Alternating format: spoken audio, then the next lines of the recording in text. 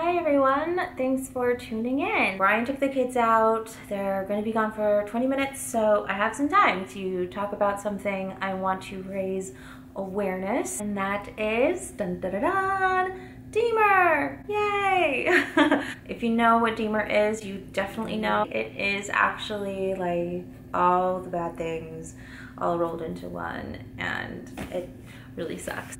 Okay, so I'm just gonna share with you a little timeline of my history with D-Mer. I have 2 kids, and my experience with D-Mer for each baby was very different. So I'll start off with my story with Rain. This is my first son. He was born in 2016, and I was ready to breastfeed. I always wanted to breastfeed, and when it was time to nurse him, he wasn't latching too well, but I thought that's how all babies start off when they're first born. And the nurses let me know, hey, it's fine if he's not latching too well, if he only gets a teaspoon of milk a day, the first couple days he's born, that's totally fine, so don't worry too much. And they had me nursing him around the clock every 2 hours, so I didn't get any sleep.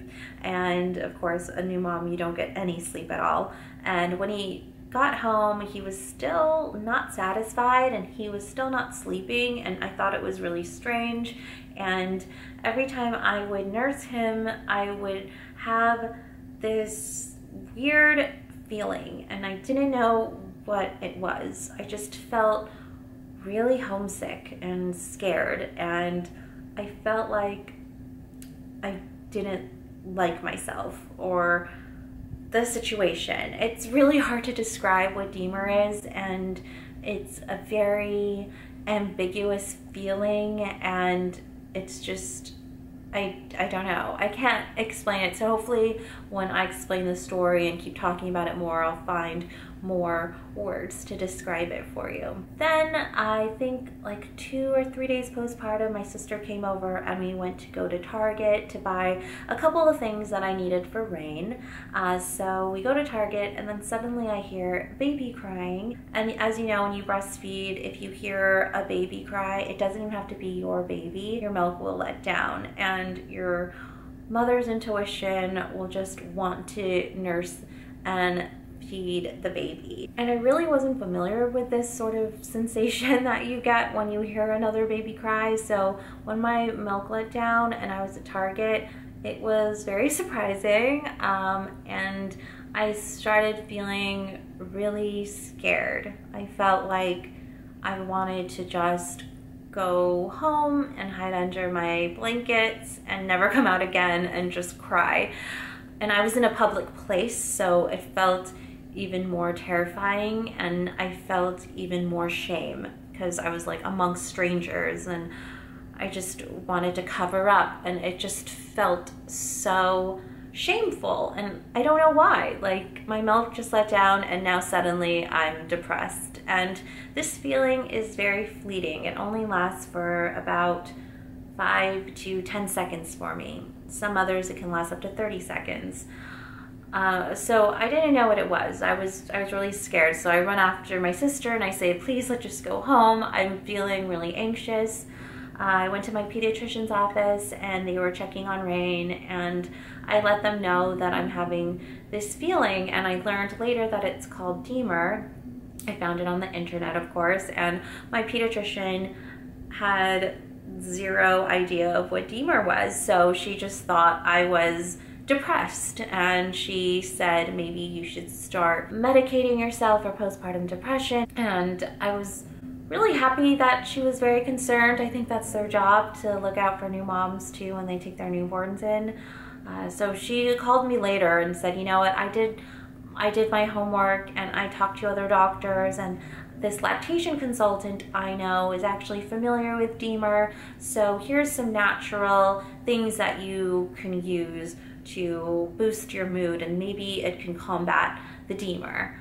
And one thing that's really interesting about D-Mer is what I explained to everybody that kind of questions why I have this feeling, is that D-Mer is not an emotional response to breastfeeding. It's a physical response to breastfeeding. So it's very similar to when your leg jumps up after a doctor hits your knee. It's like a reflex. So I could be thinking all the happy thoughts in the world, and I can be having the best day ever, and someone can give me like $1 million at the moment I'm having D-Mer, and I will still feel so sad and feel like doom is approaching and that I hate myself. That's like the reoccurring theme of my D-Mer, is that I feel homesick and I feel very ashamed of my body and like the kind of person I am.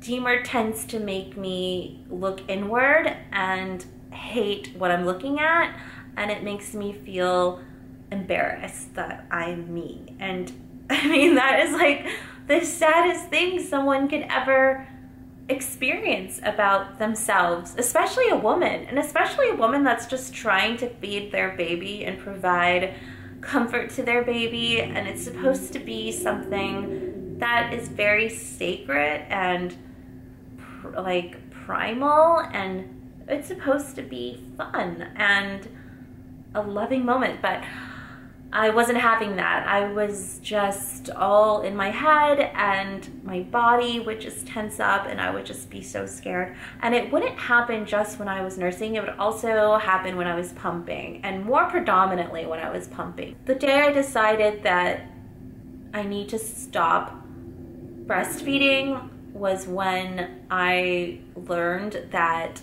Rain had a milk protein allergy. So he couldn't even consume my breast milk without having to poop blood. So he was allergic to my milk too. So that was another thing we had to struggle with. I had to struggle with checking his poop all the time to make sure there was no blood.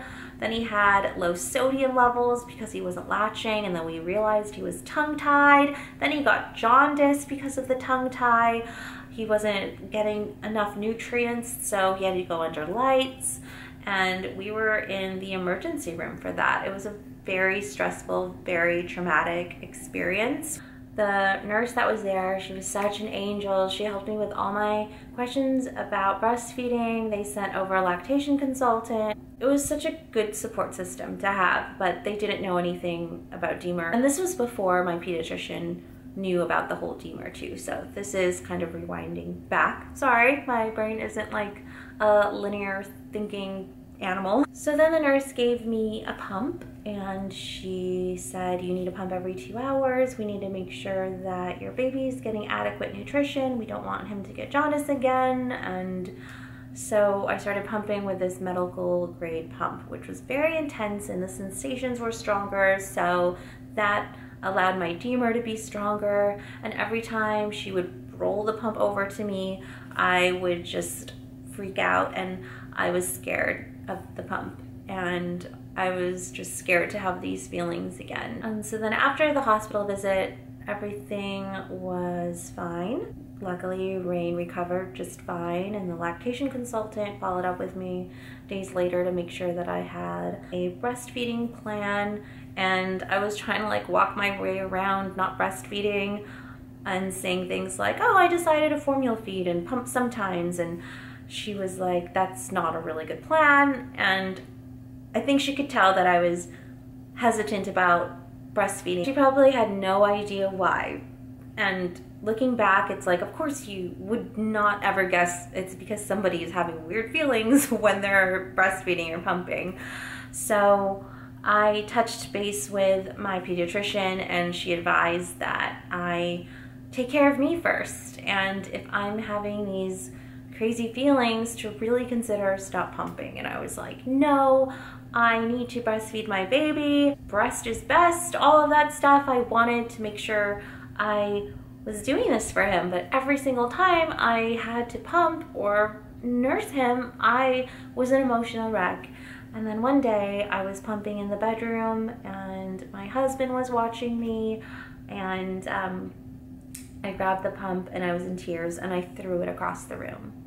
And I said, I can't have this feeling anymore. Like, I feel like wanting to die for like 10 seconds a day, every 2 hours, every time I pump. Like, it's just like the saddest feeling. And I read that your dopamine levels drop in order for the oxytocin levels to rise. And that's exactly what it is. It's just like this dark feeling, and I know exactly how it feels when you have 0 dopamine levels in your brain for 10 seconds, and it's really scary, and it's really sad, and it's a terrifying feeling. And I realized me having these feelings is no good for the baby. So I decided to formula feed. And it turned out when we saw the GI doctor, he said that is really the only way to go about making sure that Rain doesn't have these issues anymore. So we had to have him on Neocate. And Neocate is an elemental formula, which is the building blocks of protein. And yeah, he was great on it. He was able to grow well, and he was thriving on it. So, and then I was fine with not breastfeeding, and I was happier. So we were on our way to be a successful family at this point. And then when Rain reached 9 months old, I got pregnant again. And for some weird reason, I felt like for sure I was going to nurse my next baby. I started having these vivid dreams about nursing her. Every time I would go out and see other mothers have beautiful moments with their babies nursing in public, I felt like I was missing out, and I felt like I was mourning that bond with Rain. And I was just like, if I have another baby, I'm going to try harder. I'm going to make sure that I'm able to breastfeed my baby.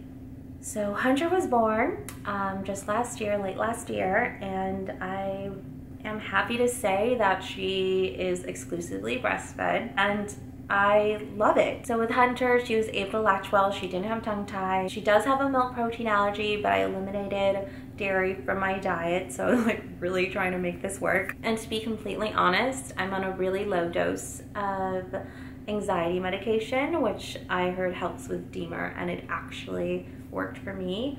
And if you do suffer from D-Mer, I suggest talking to your physician about some options you have as far as medication. Don't go running off and prescribing things on your own. You need to have a really long conversation with your doctor and see what's right for you. This is right for me because I actually have a background of OCD and anxiety, which I could definitely talk about in another video, but that's another long story. So I suffer from that, and I need a very little dose to control it. So that hand in hand helped with the D-Mer, but I have to say that it did not completely disappear. I still suffer from D-Mer every day, but it's still good to know that it is manageable. It's not controllable, but it's something that I can deal with, and it's something I choose to deal with. That's my own personal choice. I wasn't able to deal with it with Rain the first time around, but I am able to manage it with Hunter because of the medication and maybe a different mindset now. I'm not sure, but it just worked out this way, and I'm happy it did. So yeah, I breastfeed her, and Rain gets really jealous. He's always like climbing on me, and he's like, I want milk too, and I have to give him a bottle, and it's just this whole thing. They're really close together in age. They're 18 months apart, so there's a lot of like back and forth I have to do, a lot of like someone's crying and I can't get to them, and it's just very hard, especially because I'm a very emotional person, so I'm not really good with having to like spread the love. I'm always like letting somebody down.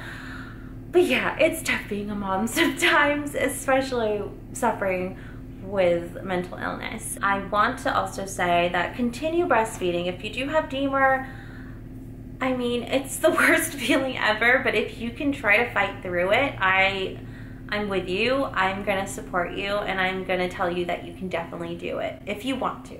And if you don't want to, and if the pain is too severe, please just take care of yourself first and don't force it. Like, breastfeeding should be something that you're happy to do and that you want to do, and it shouldn't be something that is gonna make you feel terrible about this world and terrible about yourself and to make you feel ashamed for any reason. Take care of yourself so you can take care of your baby. And that's really important to do. It's something that I'm still learning to do.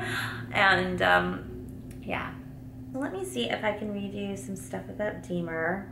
The mechanism of D-Mer is not clear, so dopamine may fall inappropriately with milk release, causing negative feelings. Prolactin released in a gradual wave that peaks after the beginning of a feeding is responsible for continued milk production. Dopamine inhibits the release of prolactin, so dopamine levels must drop in order for prolactin levels to rise. I feel like that's what's happening. I was having a lot of D-Mer when my milk would spontaneously let down. So I would be like just doing random chores or out in public or talking to my friends on the phone, and I would experience D-Mer, and I would have to just pause and close my eyes and just allow the feeling to pass and know that the feeling will pass, and it only lasts for about 5 to 30 seconds at most. So it's almost been 9 months since I've been breastfeeding Hunter, and I want to say with confidence that the D-Mer has dropped.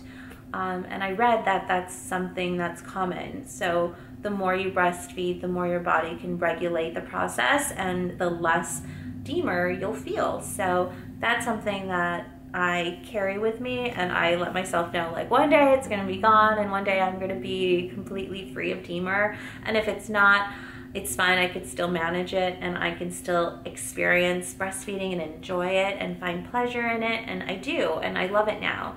And so I just want to say that breastfeeding mothers out there, all of you, I love you guys. I follow a ton of breastfeeding accounts on Instagram because I'm all about the movement of stop censoring motherhood, free the nipple, like just look at our breast, mother's breast, as something that is for nourishing babies and our children. It's not something sexual, nothing like that. So I want to be an advocate for that, and this is why I put out this video. I want to be an advocate for just loving your body, letting your body be in this world for our babies, and to not be ashamed of these feelings you're having, and not to be afraid to consult your physician about these feelings you're having, because it's not very known in the medical field yet. So don't be afraid to even educate your doctor and let them know that there's this new phenomenon happening.